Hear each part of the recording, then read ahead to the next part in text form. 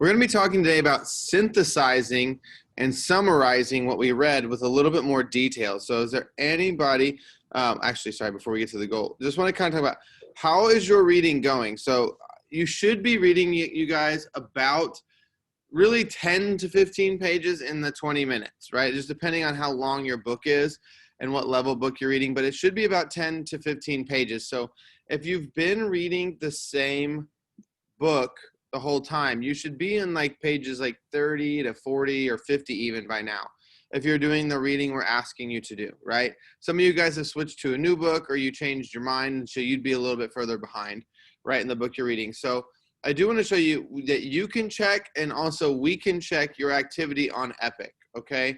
So if you feel like, okay, I'm not there and I'm not doing what I need to do, check your activity and see how many minutes you've actually read, because you can go onto your own profile and go to activity and it'll show you, okay? So is there anyone who wants to share like how your reading's going, whether you're enjoying it, that kind of stuff? If not, we can go ahead and move on with the lesson, but we want to give you that chance. Let's see if anybody wanted to share. I don't see any hands.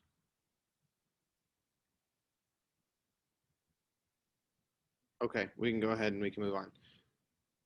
So our goal today, Jay, can you read our goal? Our goal is to summarize small parts as we read and connect it to the big picture.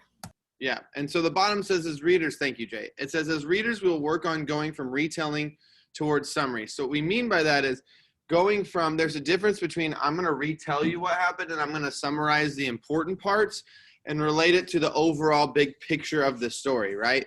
So we mean that we should be doing more detailed retelling and not just saying, oh, this is what happened in a random order.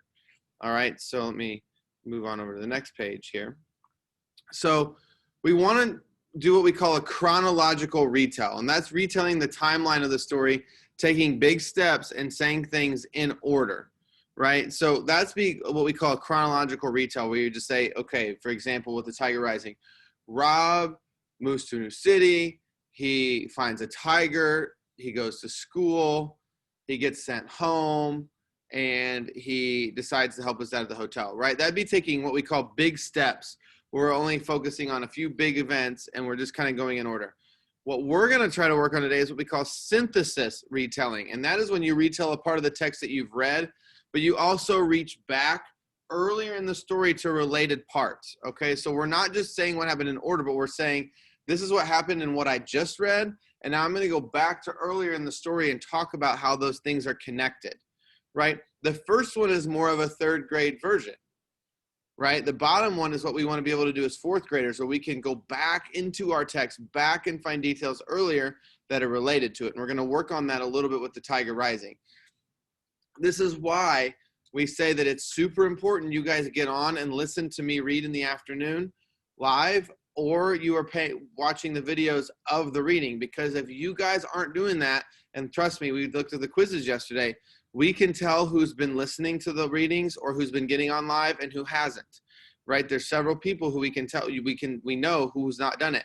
You have to get on and listen to those readings, because if you don't, the work we're doing in class is not going to be helpful to help you learn and do things on your own, because I'm giving examples from the story that I'm reading.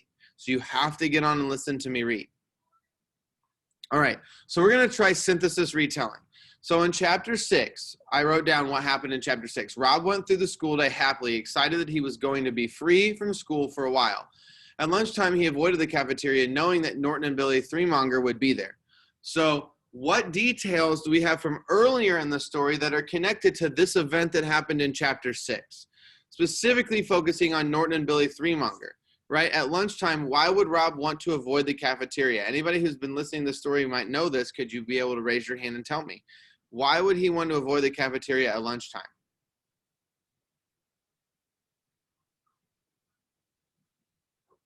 Clay.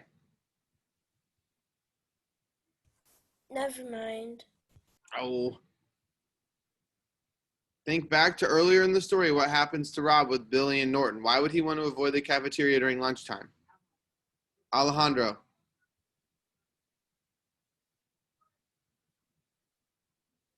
Make sure you unmute yourself.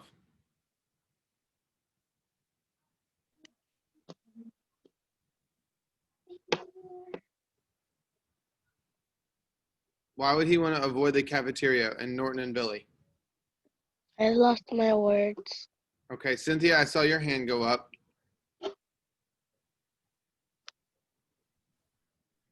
Because they're bullying him. Yeah, on the bus, right. Earlier on, they've been bullying him on the bus ride to school every day, right? And the bus driver doesn't do anything, and Rob just kind of takes it. So that's why he doesn't want to encounter them in the lunchroom. So I'm connecting what happened earlier into the story to what I read in the chapter 6 right now, right? So I would say in chapter 6, Rob went through the school day happily, and he was excited he got to be free from all the stuff going on, right? And at lunchtime, he avoids the cafeteria knowing that they're going to be there. And he's avoiding them because they pick on him earlier in the book when he's on the bus, right? And he doesn't want that to happen again. So that's me reaching back to an earlier detail in the story and bringing it into what I'm saying right now. Let's look at another example, right? So I have another one that says, Rob sat on the bench outside the lunchroom studying his drawing of the tiger when suddenly the cafeteria doors swung open and Sistine marched out followed by some rowdy kids. Rob wanted to tell her to run away from the bullying, but he was silent. So how is this related to earlier in the story? Michael. They must have been bullying her in the cafeteria while Rob was sitting outside, so she might have just walked away. Okay, let's look at what I put. I put this wasn't the first time Rob had been silent in the face of bullies. So you're right. You have a good thought, and that would be a perfectly reasonable thing to write down. But if I'm going back into the story before, Rob has been silent, right? When the bullies do stuff to him, he doesn't say anything. And we're seeing another example of that, right? Rob wanted to tell her to run away, but he was silent. We've seen that earlier. He was silent about the bullies before. Let's look at another one.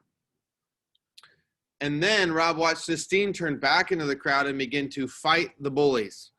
Okay, so now we see Sistine fighting. What do we know from earlier in the story about Sistine and the way she treated bullies or the people at her school? So again, if you guys have been listening to the read alouds, we should be able to go reach back and get some of this information. Think about what does Sistine do when she shows up in class for the first time?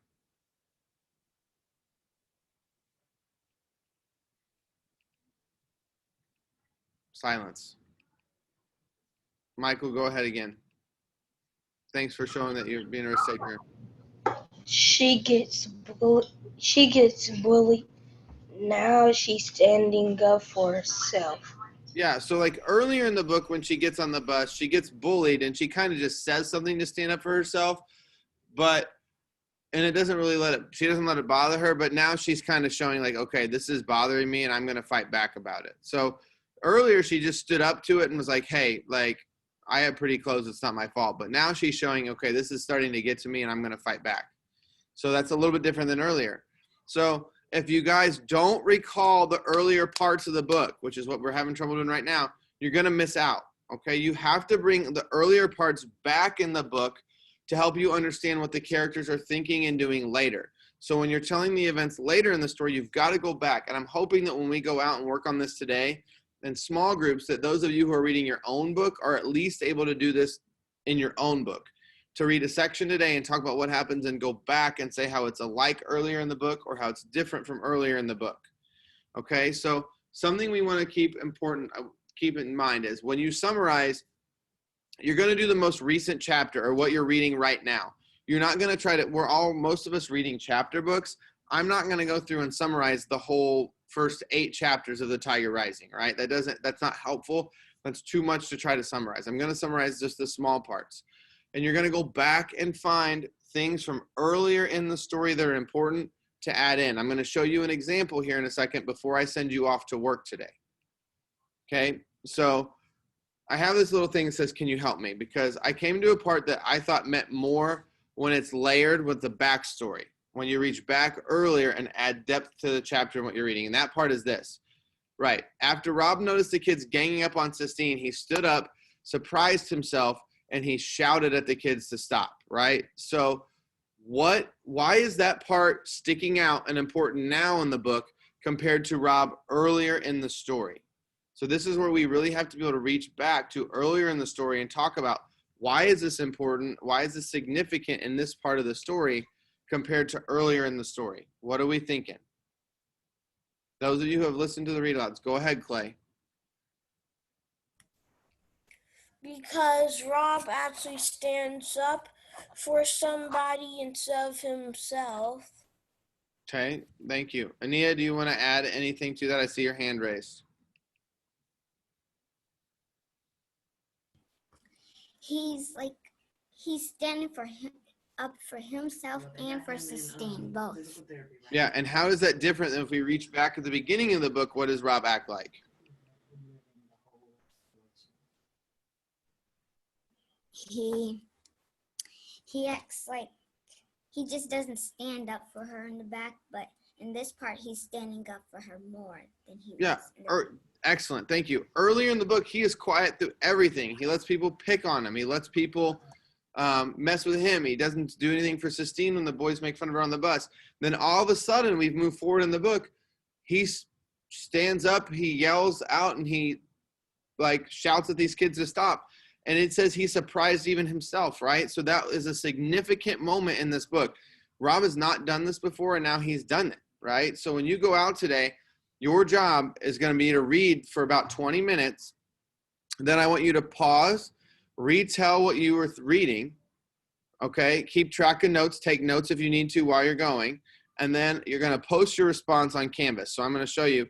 You're going to respond by writing a synthesis retelling of the part you just read.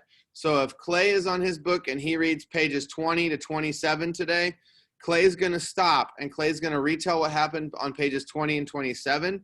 But I want him to reach back and find details that are older from the book. Notice, look, it says you must have at least 2 retells and reach backs. So that means you need to talk about 2 important things that happened and 2 reach backs to earlier. Okay, I'm going to show you an example of that right now. All right, this is what I wrote in my notebook. Okay, I'm going to, hang on, I got to change my camera to my dot cam so you can see it. And I highlighted it to make things like a little bit more. I'm going to stop sharing so you guys can see this a little bit bigger on my speaker view. All right, hang on, I'm going to pin my own video here for a second. Okay, so if you look, I have my synthesizing of the Tiger Rising. Notice I put the book title and I put the date at the top. I said in chapter 6, Rob is sitting on a bench when he sees Sistine come out of the cafeteria. So, and then so that I'm just like, there's a little piece of information. Here's a reach back. Earlier in the story, Sistine seemed unbothered by the bullies, but now she is fighting for herself. So there's my reach back with the detail, right? There's one of them. For reasons he doesn't understand, Rob stands up and yells to leave Sistine alone. There's a retell. And then here's my other reach back. This is very different from the way Rob has acted so far. So I have 2 reach backs and I have 2 retells of events that are happening in that chapter, okay? So your job today when you go out and read on your own, I'm going to go ahead and switch back to my normal camera here. Your job when you go out and read on your own today is to retell 2 events that you read about and reach back twice and talk about how they're related or they're different or relate, something like that with earlier in the story, okay? So if you're meeting with me first in small group, I'm going to have you, or Miss Weibel first in small group, we're going to give you some time to work on that and we're going to kind of help you through it. If you're meeting with us at 9:40, we're going to give you should be doing it right now when we log off the Zoom meeting. And then when you come back at 9:40, you're going to have a discussion with us about what you wrote down and we're going to help you kind of mold that and reach back and find details in your own text, okay? So your job when you get off, if you have a small group at 9:10, make sure you're on your 9:10 group. We got a lot of people showing up a couple minutes late and we're having to wait to get started, okay? By now we should know what time our group meets and who we're supposed to meet with, okay? So 9:10 group is going to meet with us at 9:10 here in 13 minutes. 9:40 group, be ready to be on at 9:40. I'm going to show one more thing. I'm going to show you where you get to on, and I'm going to read you the directions on our assignment for reading today. So let me share my screen again. So you're going to go to Tuesday and reading, and it says right here, today's reading assignment. All the directions are right here. Read independently for 20 minutes. This picture is not showing up again. Pause and gather the events of what you are reading. Remember to keep track. Down here it says, it is important that this work is in your reading notebook. We'll be checking during small group time. So we're going to look today. Miss Weibel and I are going to say, hey, show us your notebook so we can see what you did today in your reading time, what that you synthesized and you wrote things down. Or if you wrote on Post-its, you should be able to show us those Post-its. That means you need to write your response in your notebook and then submit it on Canvas with either a picture, a video holding it so we can see it, or you're typing in your text entry box what you wrote. This is not one sentence, y'all. People are losing points because they're being lazy on their work, okay? Make sure you are typing and writing down at least two things that happen and reaching back at least 2 times. That's 4 points. 2 for the retells, 2 for the reaching backs. All right, that's your job today. 9:10 groups, we'll see you at 9:10. 9:40 groups, we will see you at 9:40. Does anybody have any questions? Actually, you know what? If you are good to go, I'm going to let you go ahead and leave the Zoom. If you have any questions, you can stay on, and you're more than welcome that we will answer your questions before you get started reading.